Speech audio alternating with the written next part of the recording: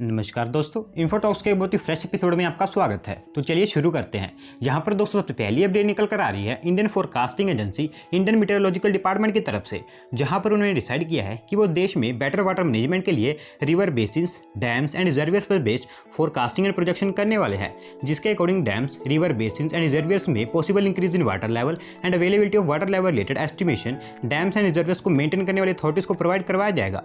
Basically India में dam management काफी बड़ा चैलेंज है और real time rainfall and other contributory factors के कारण ये चैलेंज और भी टफ हो जाता है। इसका उदाहरण आप ऐसे लगा सकते हैं कि 2018 में केरला में एक डैम में अनसाइंटिफिक मैनेजमेंट के कारण पूरे एरिया में फ्लड्स की सिचुएशन आ गई थी, क्योंकि मानसून के बारे में तो इंडियन मीटरोलॉजिकल डिपार्टमेंट लोगों को पहले ही अलर्ट कर देते हैं, लेकिन इन डैम्स एंड रिजर्वियर्स की सिचुएशन के बारे में कुछ नहीं पता होता है कि कब इन डैम्स का वाटर लेवल लो हो जाएगा और कब हाई हो जाएगा। लेकिन Indian meteorological department in dams and reverse पर बेस्ड इन सिचुएशन का एस्टिमेशन पहले लगाने के लिए सभी dams, river basins and reservoirs को मॉनिटर करने का काम स्टार्ट करने वाली है, ताकि मानसून की तरह लोगों को इन डैम्स एंड रिजर्वियर्स की सिचुएशन पहले ही पता लग सके। और इस पर्पस के लिए इंडियन मीटरोलॉजिकल डिपार्टमेंट ऑलरेडी पिछले साल से देश में 10 डैम्स, रिजर्वियर्स एंड रिवर बेसिन्स में ये पायलट प्रोजेक्ट पर काम कर रहा है, जो कि काफी सक्सेसफुल भी रहा है। और इसी को देखते हुए अब इंडियन मीटरोलॉजिकल डिपार्टमेंट सभी डैम्स, रिजर्वियर्स एंड रिवर बेसिन्स की बेटर वाटर मैनेजमेंट के लिए काम करेगा।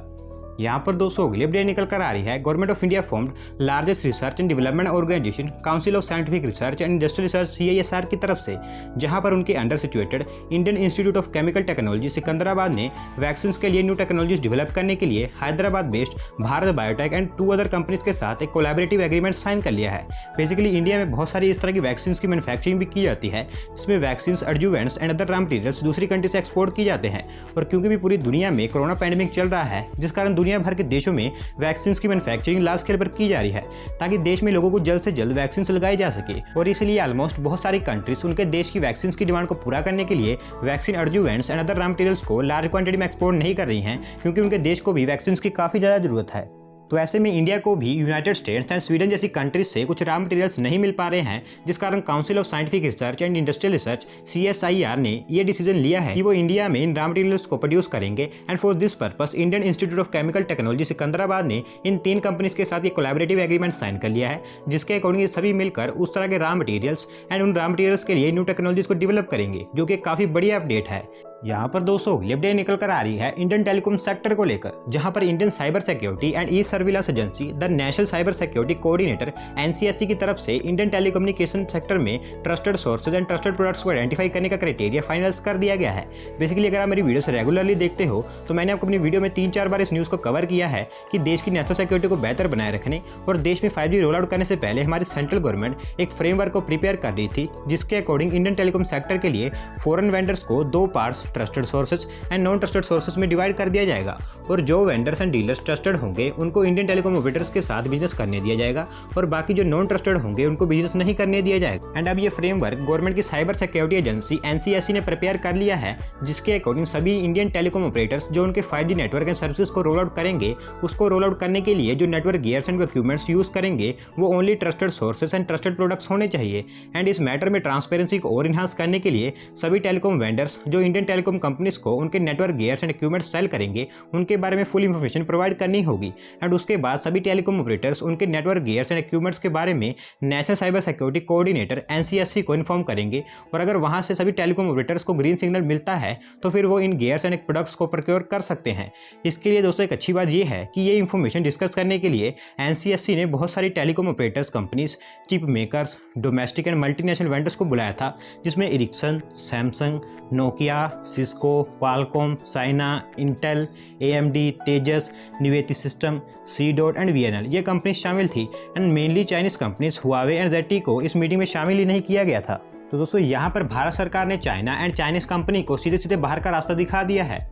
यहाँ पर दोस्तों अगली अपडेट निकल कर आ रही है आंध्र प्रदेश स्टेट से, जहाँ पर आंध्र प्रदेश गवर्नमेंट ने डिसाइड किया है कि वो स्टेट में इलेक्ट्रिक व्हीकल्स के अडॉप्शन को और इंक्रीज करने के लिए उनकी स्टेट में जितने भी गवर्नमेंट एम्प्लॉइज हैं उनको easy financing and attractive rates पर 2 व्हीलर इलेक्ट्रिक व्हीकल्स परचेज करने के लिए हेल्प करेंगे। एंड उनके इस प्लान के according more than 1 lakh 2 wheeler electric vehicles को परचेज करने में ये हेल्प असिस्टेंस प्रोवाइड करवाई जाएगी। बेसिकली आज हमारा ऑटोमोबाइल सेक्टर, इनफैक्ट पूरे वर्ल्ड का automobile sector petrol and diesel based vehicles से इलेक्ट्रिक व्हीकल्स की तरफ शिफ्ट हो रहा है। पर अगर आप इंडियन ऑटोमोबाइल सेक्टर की बात करें तो वो इतनी तेज़ी से इलेक्ट्रिक व्हीकल्स की तरफ शिफ्ट नहीं हो पा रहा है जितनी तेज़ी से उसको होना चाहिए। तो ऐसे में हमारे देश में सेंट्रल गवर्नमेंट के अलावा सभी स्टेट गवर्नमेंट उनकी स्टेट में इलेक्ट्रिक व्हीकल्स के अडॉप्शन को और इंक्रीज करने के लिए उनके लेवल पर काम कर रही है।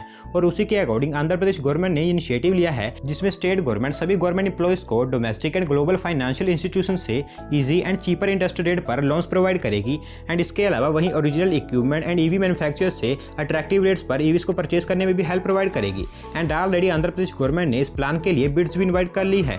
And according to Andhra Pradesh government ये initiative such type of world's largest program होगा जिसकी बदौलत स्टेट में electric vehicle two wheelers large quantities में इस तरह सेल होंगे जैसे कोई 500 से 1000 वाली थिंग्स बिक रही हो। तो दोस्तों देखते हैं कि आंध्र प्रदेश गवर्नमेंट का ये इनिशिएटिव कितना कारगर साबित होने वाला है। यहाँ पर दोस्तों अगली अपडेट निकल कर आ रही है Bengaluru based edtech startup Byju's की तरफ से, जहाँ पर उन्होंने रिसेंटली एक न्यू फाइनेंसिंग राउंड में अराउंड $460 मिलियन के फंड्स रेज कर लिए हैं बाय इशूइंग शेयर्स। और इस कारण बायजूस स्टार्टअप की वैल्यूएशन $13 बिलियन से ऊपर तक चली गई है। बेसिकली बायजूस इंडिया में उनके एजुकेशन नेटवर्क को और एक्सपेंड करने के लिए इंडियन प्राइवेट एजुकेशनल इंस्टीट्यूट आकाश एजुकेशन सर्विसेज को एक्वायर करना चाहती है, क्योंकि ये educational institute currently across the country more than 200 physical tutoring centres को ऑपरेट एंड ऑन करती है। एंड इनका एजुकेशन सिस्टम काफी वाइड स्प्रेड एंड स्ट्रॉन्ग है। एंड इस एजुकेशनल इंस्टीट्यूट की सेल वैल्यूएशन 700 से 800 मिलियन डॉलर्स की है, जिसके लिए बायजूस फंड्स रेज करना चाहती है। एंड इस फाइनेंसिंग राउंड से ऑलरेडी उन्होंने $460 मिलियन के फंड्स रेज कर लिए हैं। और अगर इन्वेस्टर्स की बात करें तो MC global edtech investment holding LP ने सबसे ज्यादा 1.73% का स्टेक एक्वायर कर लिया है। And similarly B capital, Tiga investments, TCDS LP, Arison holding and कुछ अदर कंपनीज ने बायजूस में माइनॉरिटी स्टेक एक्वायर कर लिया है।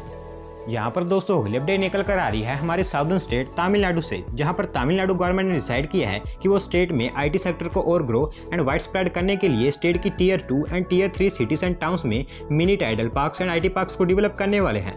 बेसिकली आज ऑलमोस्ट एवरी स्टेट में जो आईटी सेक्टर है वो heavily urban centre and cities जैसे कि चेन्नई, बेंगलोर, मुंबई इस तरह की बड़ी बड़ी सिटीज पर सीमित है। और वहीं तमिलनाडु स्टेट का आईटी सेक्टर भी चेन्नई एंड कोयम्बटूर जैसी अर्बन सेंटर्स पर ही डिपेंडेंट है। लेकिन तमिलनाडु गवर्नमेंट इस आईटी सेक्टर को स्टेट के स्मॉल टाउन्स एंड सिटीज में भी इंट्रोड्यूस करना चाहती है, जिस कारण उन्होंने स्टेट की टियर 2 एंड टियर 3 सिटीज में mini tidal parks and mini IT parks को डेवलप करने का प्लान बनाया है। एंड इस प्लान के अकॉर्डिंग इनिशियली फेज 1 में तमिलनाडु स्टेट के विल्लुरापुरम, सिडालेहोरे, थेनी एंड सलेम इन एरियाज में मिनी टाइडल पार्क्स को डेवलप किया जाएगा। और दोस्तों अगर नाम गलत लिया गया हो तो माफ कीजिएगा। और इन सभी मिनी आईटी पार्क्स को Indian multinational software development company Zoho corporation, जो कि तमिलनाडु के न्यूली फॉर्म डिस्ट्रिक्ट तनकासी के तनकासी टाउन में उनका एक mini IT park successfully operate कर रही है, उसके तर्ज पर डेवलप किया जाएगा, जो 50,000 से लेकर 1 लाख स्क्वायर फीट के एरिया में ही सेटअप किए जाएंगे। इन मिनी आईटी पार्क्स को tidal park limited and Tamil Nadu government की नॉमिनेटेड एजेंसी के द्वारा मिलकर एक स्पेशल पर्पज व्हीकल फॉर्म करके डेवलप किया जाएगा। तो दोस्तों यहाँ पर हमें तमिलनाडु स्टेट से एक बहुत ही अच्छी अपडेट देखने को मिल रही है। यहाँ पर दोस्तों अगली अपडेट निकल कर आ रही है national highway authority of India की तरफ से, जहाँ पर उन्होंने अनाउंस किया है कि वो उनके नॉन डेटा रिसोर्सेज को और इंक्रीज करने के लिए नेक्स्ट मंथ अप्रैल में एक इंफ्रास्ट्रक्चर इन्वेस्टमेंट ट्रस्ट लॉन्च करने वाले हैं।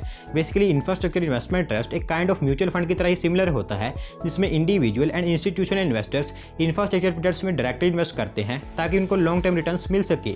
और क्योंकि एनएचआई के ऊपर अभी अच्छा खासा कर्जा है, तो ऐसे में ये इंफ्रास्ट्रक्चर इन्वेस्टमेंट ट्रस्ट एनएचआई के लिए एक नॉन डेटा रिसोर्स का रोल प्ले करेगा। दोस्तों national highway authority of India इस इंफ्रास्ट्रक्चर इन्वेस्टमेंट ट्रस्ट के जरिए approximately 4 to 5,000 crore rupees raise करना चाहती है। And NHI next month April 15 से पहले इसे लॉन्च करने की प्लानिंग में भी है। तो दोस्तों आज की वीडियो में बस इतना ही। अगर आप अपनी तरफ से कोई अपडेट सबमिट करना चाहते हैं तो डिस्क्रिप्शन में दिए गए लिंक पर क्लिक करके सबमिट कर सकते हैं। और अगर आज की वीडियो पसंद आई हो तो वीडियो को लाइक करें, चैनल को सब्सक्राइब करें। धन्यवाद आपका वीडियो को देखने के लिए।